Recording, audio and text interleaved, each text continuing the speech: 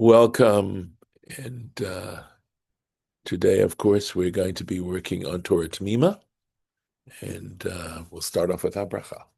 Baruch atah Adonai Eloheinu melech haolam asher kitshanu b'mitzvotav v'tzivanu la'asok b'divrei Torah. And we're in the midst of those passages that talk about Noah becoming drunk and how Ham goes and tells the brothers. And we're going to get deeper into this, as you will see, because Noah reacts quite violently to what Ham has done. And the interpretations going on here are going to, I think, try to explain why Ham gets cursed and Yefet and Shem get blessed. So let's see what we can do here. Right, so let's go back to just a little bit back here. Vayiketz, Vayiketz Noach mieno. Noah awoke from his sleep. Vayeda, and he knew et asher asalo b'no hakaton, what his youngest son had done to him. So the question is, what did he do? What did he do? All we know right now is that he went back and informed his brothers, but we don't know about what he actually did. And that's what we're going to look at right now. So, Asher Asa, right, which he did. Rav Ushmuel. So these are two great authorities in the Gemara. They are known as Amoraim. Those are the rabbis who are mentioned in the Gemara and lived after the close of the Mishnah in the year 200. Rav was a first generation Amora, and he straddles that time period between the Tanaim and the Amoraim. And he had his major interlocutor is another rabbi by the name of Shmuel, and they were heads of different academies. I think Rav was in Surah and Shmuel was in Pumbedita. That's the names of those, where those academies were. So, Chad Amar, one of them said, one Rav or Shmuel, we aren't identifying which one said what. One of them said, Sar So. He basically castrated him. That is, that Ham castrated his father. V'chad Amar Riv'o, and one of them said he sodomized him. Right? So I will tell you, obviously, castrating him would prevent him from having any more children. And they believed back then that sodomy essentially had the same effect, that it meant it basically neutered the person who was sodomized. So, going on, Man de Amar Sirsor, the one whose opinion is that he castrated him. Mitoch shekilkalo baravei, the reason, okay, since Ham, basically, we're talking about, messed Noah up to have a fourth Rivi'i, a fourth child, a fourth son, Kilalo Berivi'i, Noah therefore cursed Ham with his fourth son. And we're going to see, we can see there's an explanation of this. Ritzonolomar, what this is trying to say is, mitoch sheminao leholid ben revi'i, because he prevented him from siring a fourth son, kilel ben revi'i shalo. That is why he cursed Ham's fourth son, kidichtiv, as is stated, vayomer, Noah said, arur Knan. Cursed be Canaan, Shehu haben Haravi'i, because as we'll see from the genealogy, that Canaan was Ham's fourth son. Umanda Amar Riv'o, and as for the one who claimed that he sodomized him, Gamar Vayar, or Vay, let's see what the word is exactly. It's back here. Sorry. Here we go. Okay, so let's make sure maybe it's Vayed. Let's see. Okay. It says Vayar Vayar. Okay. Okay, that's right. We'll see which the vayar. Vayar means it's from the verb ra'ah, to see. He saw and he saw. In other words, in one verse, in the verse here, it actually goes back a little bit further. Okay, here we go. This is the vayar. Vayar cham, right? So it just says here in verse 22, this is the vayar they're referring to here in this context. Vayar cham aviknan. Ham, the father of Canaan, saw et ervat aviv, the nakedness of his father, vayaged lishnei achav bachutz, and he told his two brothers outside. So they're saying that there is more, and then later on it says that Noah saw what he had done. So right now it's just looking, it's not doing anything, and that's what we're working on, right? So here we go. Let's find the place right here, right? Vayar, Ketiv Hacha Vayar. So here, as we just saw, it says Vayar Cham et Ervat Aviv. It says Ham saw the nakedness of his father. Uchtiv Hatam, and later on in Parshat Vayishlach, right? Later on in Genesis, and this has to do with Jacob and his sons. Vayar Ota Shechem, and here we go. Again, this term Vayar, it's exactly the same term. Shechem saw her, referring to Dinah and the fact that Shechem seduced Dinah. Ben Chamor, Shechem ben Chamor, that's the name of the individual there that we read, and that it's using the same term, Vayar, and it's associating that activity with Vayar in this particular context. So it is this kind of proof or this kind of deduction is called Gzera Shava. It's one of the principles of interpretation, and it's where you see a word in a given context, and then you see the word this exact same word in another context, and in that second context, it's not clear as to what are the implications, and we learn from the one case to the other case because of this connection of the word. So the other part I would have to say is that the word vayar, that generally it's not a necessary word, meaning that the context of Noah saying that Ham saw Noah, we don't really need it for its own simple meaning, right? We could just say, you know, uh, that Ham. Well, I guess I'm having a hard time now because it sounds like he saw it. But the point is that Ham went into the tent and then reported it. It could have just said Ham reported his father's nakedness to his brothers, something like that.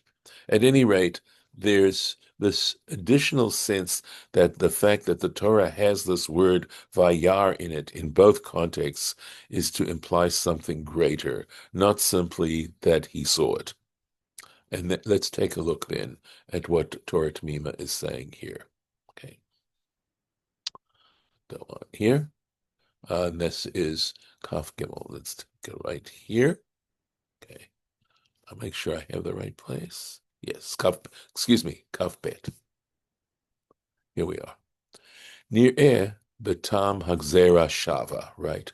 Let's take a look, or it appears that the reasoning behind this Gzera Shava, this particular kind of proof, de kevan, that since shemevu arkan, right, de im haraya, that it's clear that along with his looking, right, shira'acham, that Ham saw, haya od eze ma'aseh, there must have been something, an additional, it wasn't just seeing, there was something, actually some action that had taken place. Why?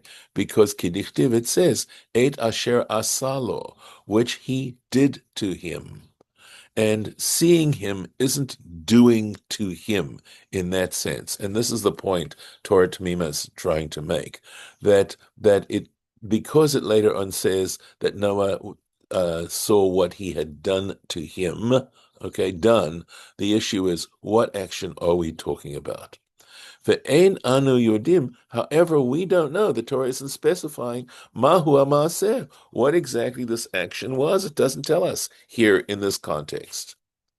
Umidechazina de b'Shechem ketiv, and because we see that with regard to Shechem, it also says gamken re'iyah, right? Kodem pu'ulato, that it says he saw Dinah before he actually had that action, right, of seducing her, right?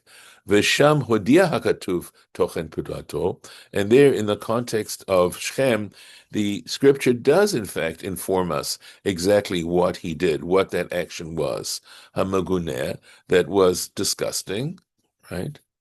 Kach hapula she'asa Ham kan.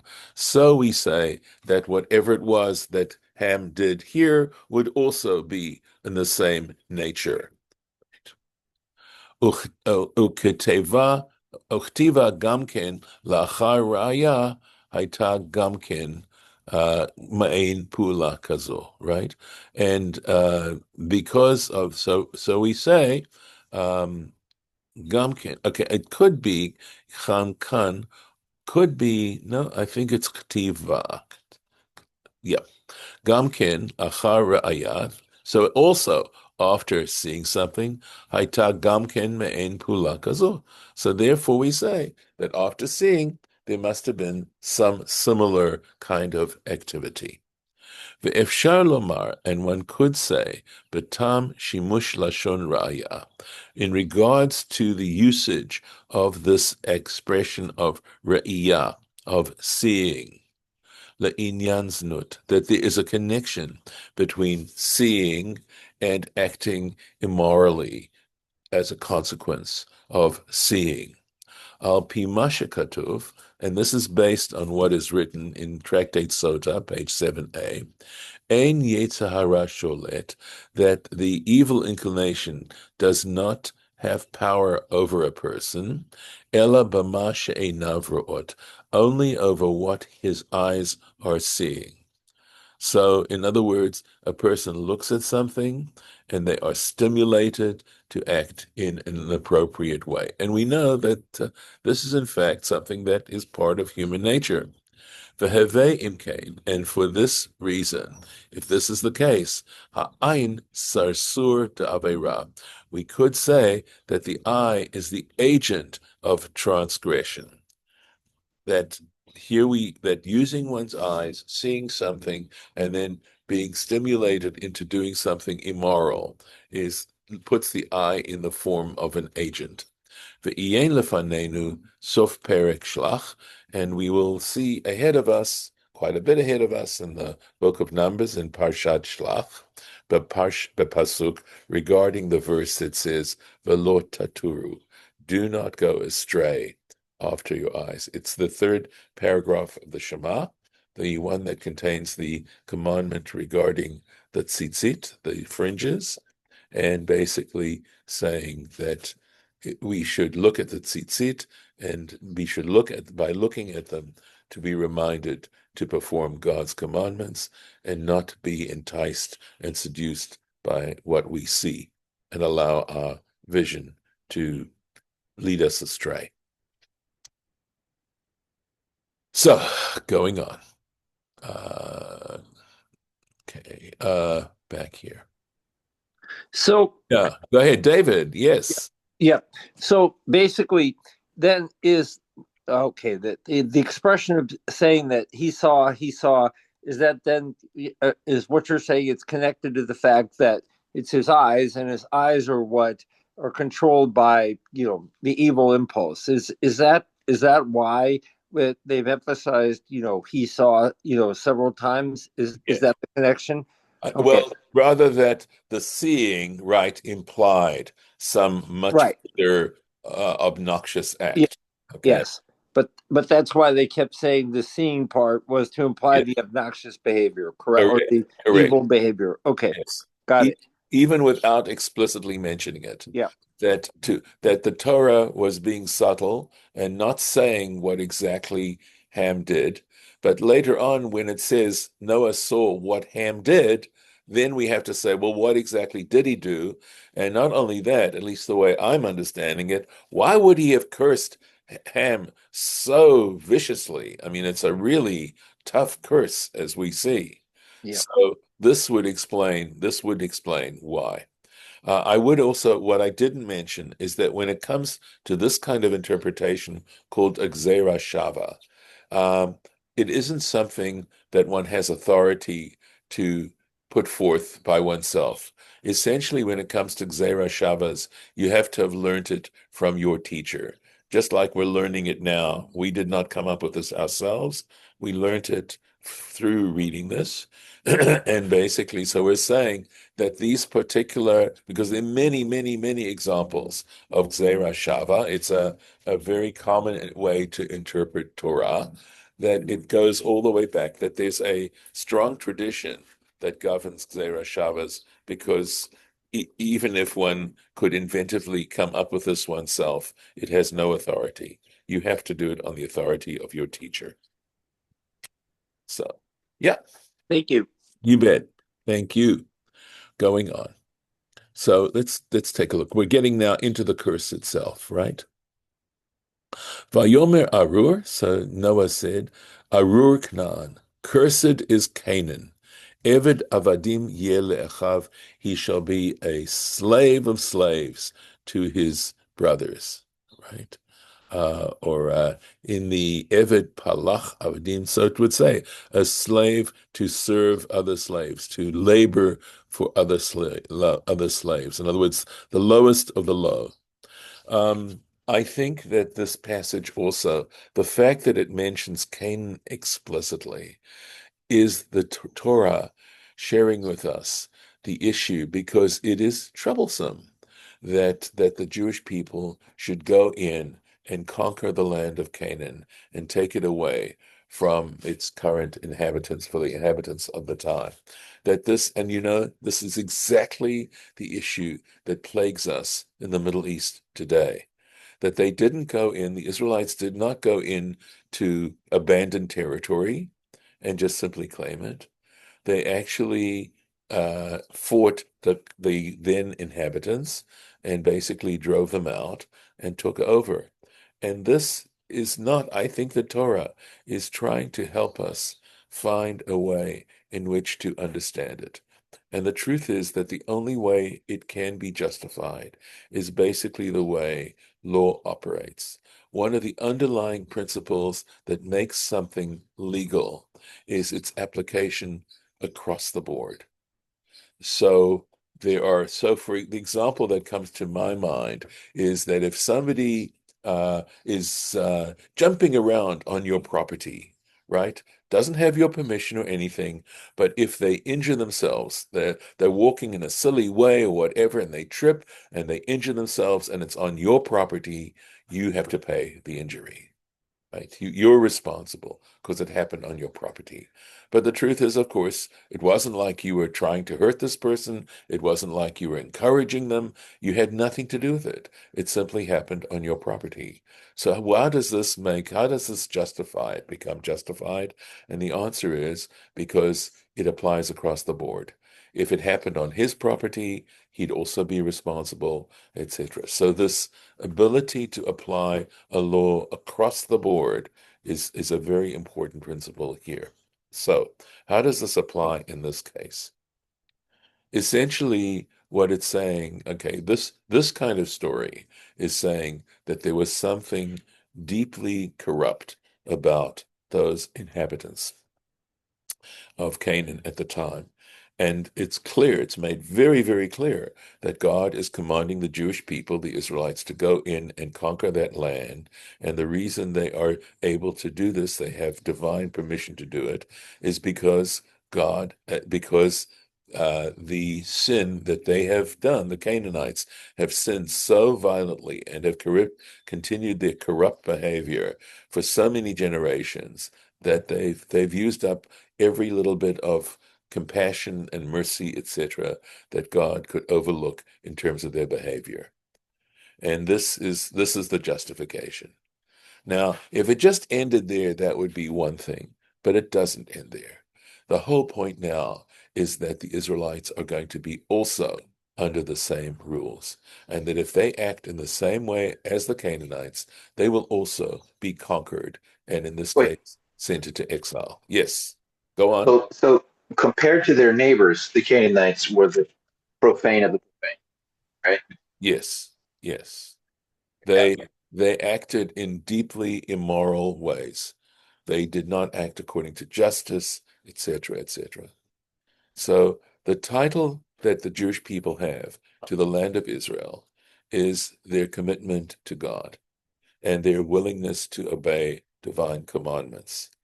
The only exception, because they happen to also be descendants of Abraham, Isaac, and Jacob, is that at some point when they have the opportunity of repenting, and that God will never completely abandon them because of the promises he made to Abraham, Isaac, and Jacob.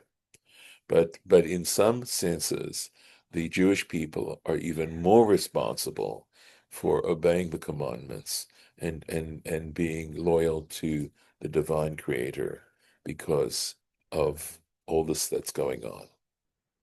Well, it's like a police officer. I was thinking about that a few days ago. Hmm. The police officer is very. We expect him to be a very virtuous person, right? To never Yes, do anything wrong. absolutely. That's right. But Good but point. he has to deal Yes, with the worst of the worst every day. yes, yes, yes. Right, right. They do. They do. And also, by the way, where I thought you were actually going to go is that they have to have a higher standard than everyone else. They're expected to to comply to a higher standard. So yes, So, so I go. guess, okay, so here's my question then Yes, is, based on what you've said then, okay, the reason that, the Israelites were able to take over Canaan was because of the fact that, the people were corrupt, yes, we had divine support. But then right. what about 1949, right? I mean, I know, I I mean, know. It's so does yeah, I mean that wasn't the case, no. so what does that mean? Good, good, very wonderful and profound question. And on in this series, we had another person who was joining us at the time, and I managed to upset that person considerably because I said, in some ways, uh, because the Arab population and the Islamic and Christian population, there are Christian Arabs and there are Muslim Arabs, that there needs to be possibly a whole different way of looking at the nature of the Jewish state that in some ways does not make non-Jews second-class citizens.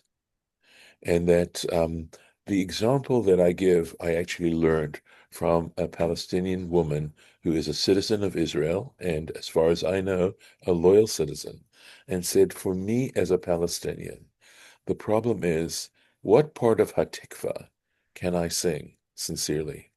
When you look at the Jewish national anthem, I should say Israeli national anthem, the only it only represents the yearnings and the vision of the Jewish people. And so if you're not a Jew, how do you sing this anthem in all sincerity? Because it doesn't apply to you. And the question is it possible to have a single state and maybe we can still call it Israel, but one that captures the yearnings and the identity of all the people who have lived there over the centuries. The main problem I see right now is that the issue of trust has been undermined so much, and there will never be peace, in my humble opinion, as long as the issue that I was raising before, let's set aside trust for a moment, and trust is destroying any movement forward. But how can there be peace if there are, so to speak, a native population that doesn't feel that their yearnings are being, and their needs are fully being considered in the state. So right now, of course, I realize, and of course you can understand why what I said was upsetting, okay? Because it's talking about rethinking entirely the nature of the Jewish state. But And- yeah, does that mean did so did the Jews have the right? Did we have the right to take over, Israel, almost, almost 80 years ago, right? So I mean that's kind of the question, right? And okay. and the outcome of that is what you're describing is it's created this kind of this situation. But I mean, did we even have the right to do that then? I can answer that question.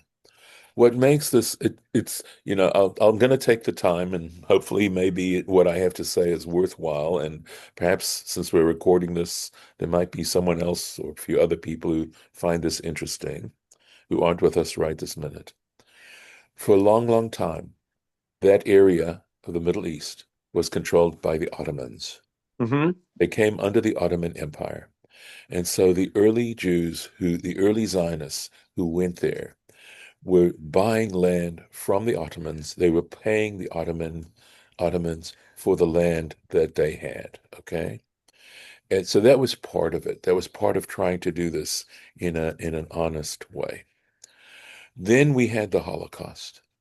And the Holocaust was so dreadful that for a moment, the countries that made up the United Nations and many, many countries felt that if Jews did not have a homeland, if they did not have their own country, Holocausts would happen again and again and again. And this wasn't fair. That had there been a state of Israel at the time of the Nazi uh, dictatorship, there would have been a refuge for the Jewish people because, we have the story of the St. Louis where the United States refused to allow them to land in Miami, and they wound up going back to Germany and dying in the camps. So in a way, the state of Israel was born on the Holocaust. Having said that, there's still a piece I need to explain.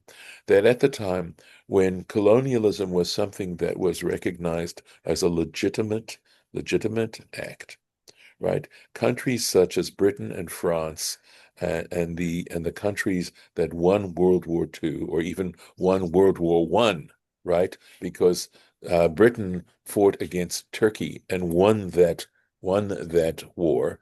Okay, so no longer was the Ottoman Empire. I'm jumping. It's okay. Was in control of that part anymore. And of course, the United Nations had given Britain the mandate over that territory. So at one point, Britain actually had said that they looked with favor. This was the famous Balfour Declaration, where, Mm-hmm. where Britain looked with favor the establishment of a Jewish state. Um, Having said that, there was also a movement of Arab nationalism against the Turks. If you know Lawrence of Arabia was a British subject who actually helped the Arabs at that time fight against the Turks to take their colony, because they were a colony of Turkey, and so there was a lot of fighting against them as well. What really messed this up was the fact that when the state of Israel actually was approved by the United Nations, many Arab countries at that point expressed their anger at that by actually taking it out on the Jewish population that lived in those particular countries. And worse than that, when the state of Israel was actually officially declared, I believe I believe it was seven Arab nations attacked Israel and tried to take it and destroy it at that point. And a miracle happened, and they weren't successful. And because of that, the state of Israel was established. But there's all this history of animosity. And I don't want to say that it's only on the Arab side. The truth is, if you read the history, you will see that there were times when Israelis or Jewish people acted in vengeful ways against the Arabs and the Palestinians. And this, of course, this whole history just makes it so much more difficult and so much more complicated to try to establish peace. And there have been very serious attempts. We have the Oslo Accords, for example. You had the agreement after the Yom Kippur War with Clinton. There have been many attempts, but because the anger and the sense of justification is so deep, it makes it pretty much impossible to establish peace. And of course, what I'm saying is that even if there was really goodwill on all sides, it still is a major challenge to create a country in which the yearnings of the Jewish people and the aspirations of the Jewish people can be married to the aspirations of the Palestinian people, who have been there for many, many generations. But this all has this, I mean, I've given you a sort of a micro example of the complexities of the history that brings us to this particular time. Yeah, but you've also outlined, at least one incident about, the Jewish people being attacked by the Arab states during that time period that, one can say, okay, this legitimizes again the idea of them being able to take it over because, as you said, that was the original reason we could take over Canaan, was because of the fact that, we have corrupt people inside of there. And again, here the points are that, the Jewish people trying to legitimately, purchase it, then Right. legitimately being accepted or acknowledged as having a state because of the need for refuge, and then being attacked is again, not complete justification, but at least puts it in the same direction, right? I mean, I think Well, that, yeah, yeah, I really wasn't trying to do that. I really wasn't. I would never accuse the Palestinians of the kind of corruption that went on, that on Canaan. I would not compare them to Canaanites. Okay, I wouldn't.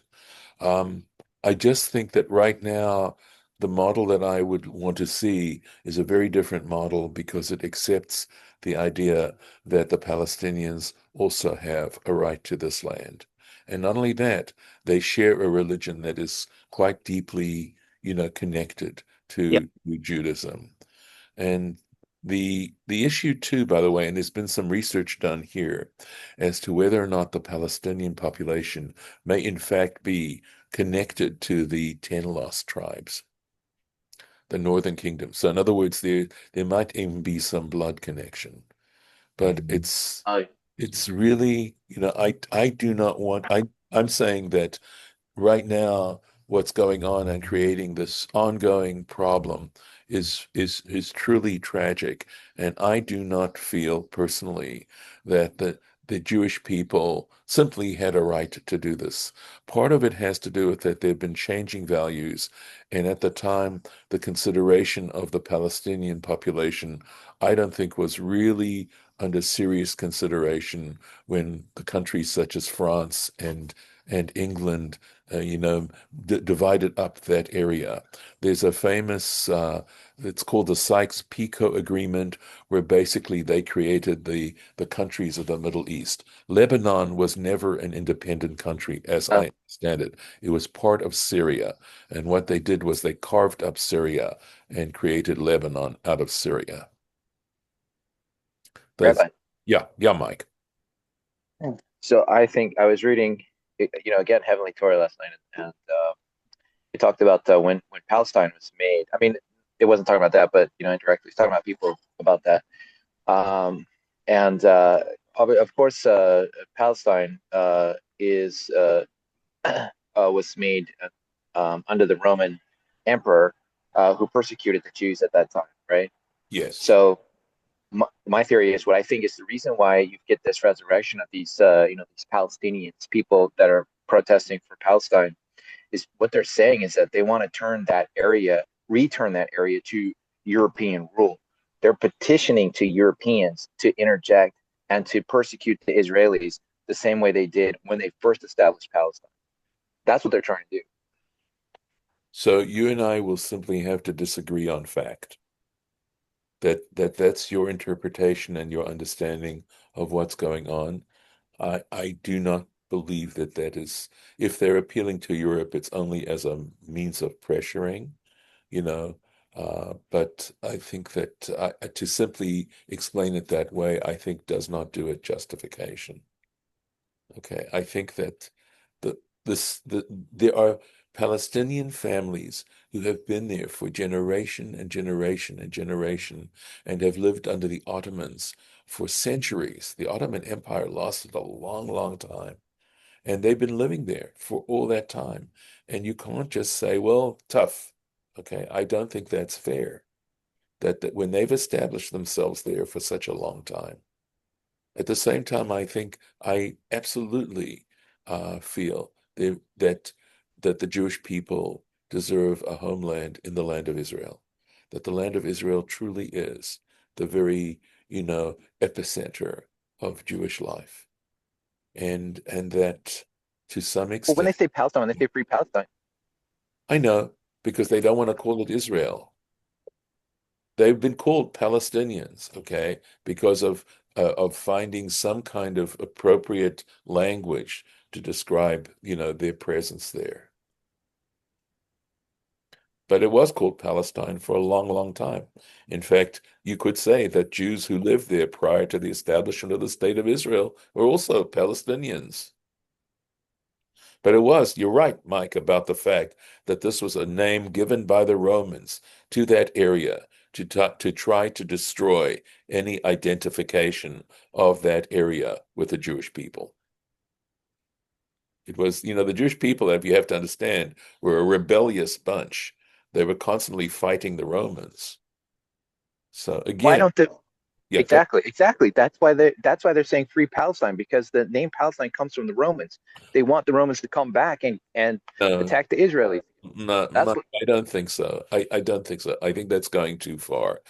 If it had been called something else, it would. It happens that historically the Romans called it Palestina or something like that, and that's of course because originally Philistines lived, in that area where Gaza is right now. Gaza is a name of a Philistine city, Philistine, not Palestine.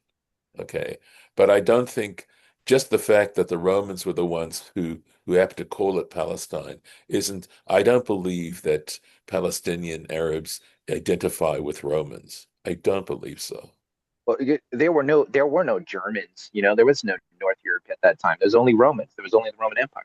I understood. So So what I think is that these Palestinians, they know that historically the Middle Easterners have actually gotten along with Israelis more than Europeans. So the people that the Arabs that don't like the Israelis in that region, they're appealing more to Europeans because they know that they're the ones that historically, like the Romans, have attacked Israelis, I, I, have I, persecuted. I'm following your logic, but I don't agree. I must confess, respectfully disagree. And the truth is, by the way, but what you do bring up, I think, is a very important point, that the early Zionists who went and to live in the land of Israel, right, in that area, never imagined that this problem with the Arabs would take place. They felt they felt they were bringing prosperity to the Arabs back then with the introduction of modern ways of agriculture and other kinds of things, and that they were bringing the Arab population into the 20th century, and that the Arabs and at that time, to a great extent, the Arabs had no problem, to a great extent. And that the Arabs, in fact, would be appreciative. And I don't think that they ever thought of driving out the Arabs at that time. That If happened, they if they really if they yeah. really think that's their indigenous land, whose indigenous land is it? It's Canaanite land. So why don't they say free Canaan? Free And Canaan. because there are no Canaanites around. They don't exist. Exactly. No, When they say Palestine, they're appealing to the Roman Empire mm, establishment. okay, maybe you're meaning it in a way I'm not understanding, Mike, but I just don't think that's the issue. Look, as far as I'm personally concerned, the land belongs to God. That's the point of the Torah. The land actually belongs to God. and God is the one who distributes it. And if we are faithful and loyal and observe the commandments, which involve justice, right? Social justice, criminal justice, etc., and other things as well, then that's our entitlement to the land of Israel. Okay. But I think they're saying God we want owns to the be land. European. Pardon? When they say free Palestine, what they're trying to say is we want to be controlled by Europeans. We want to be European. I don't believe so. I don't think they want to be controlled by anybody externally. I don't think they want to be controlled by Europe. I think they want to enjoy their own independence. They have their universities. They're very, very bright people. We should never underestimate them, etc. But I don't believe they want to be controlled by anyone else. They want their own independence. And to my mind, if in fact there really is a desire for peace, then there are ways in which to sit down and slowly work towards uniting. Look, I like to go back, and I'm going to stop in a second, okay? But Mike, if you look about the Battle of Hastings, after the Battle of Hastings, and I mentioned this before, England was split apart, right? Because the Anglo-Saxons had been conquered by the Normans, and they were at each other's throats for a long, long time. But somehow, it's no longer an issue anymore. And I'd like to think that that's also possible in Israel as well. But we'll have to see. But it takes a whole different approach to what the land of Israel is in order for peace to ever happen. It isn't just a matter of desiring peace. You have to have peace in a way that everyone is being treated in a just way. So, and with this, I am going to stop. Like Thanks. Okay. All right.